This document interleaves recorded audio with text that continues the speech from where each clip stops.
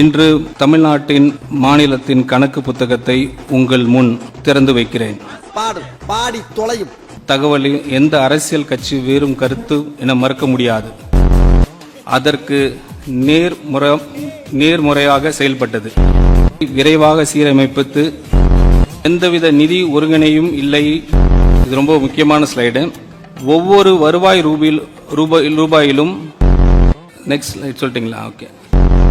சுதந்திரத்துக்கு பிறகு இதில் மிகவும் கவலைக்குரிய விஷயம் கொரோனா பெருந்தொற்றத்தின் உச்ச ஆண்டை விடவும் 2027 என்றும் இலக்கும் எட்டப்படாமல் இந்த விகிதம் தற்காலிகமாக குறுகிய உரிமையளிப்பு முறை போன்ற காரணங்களுக்கு இந்த இழப்பீடு காலம் எளிமையாக விளக்குகிறேன்.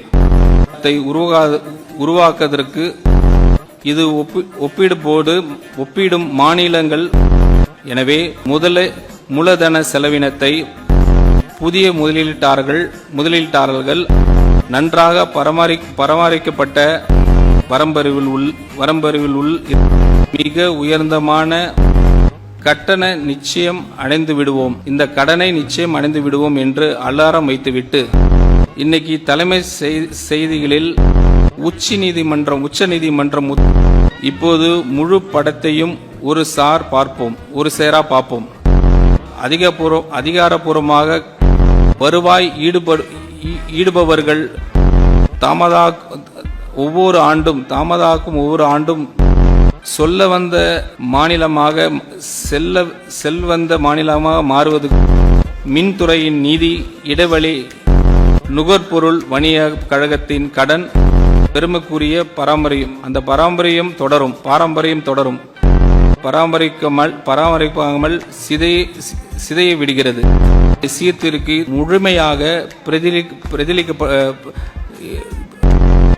மாதத்திர கட்டணங்களையும் பலவீனத்தால் அல்ல சிகிச்சை அளித்தால் அது தாமதமாக அல்ல.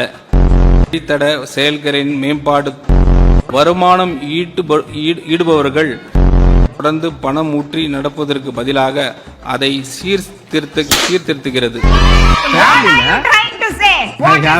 I am living in the Chennai, 30 years old.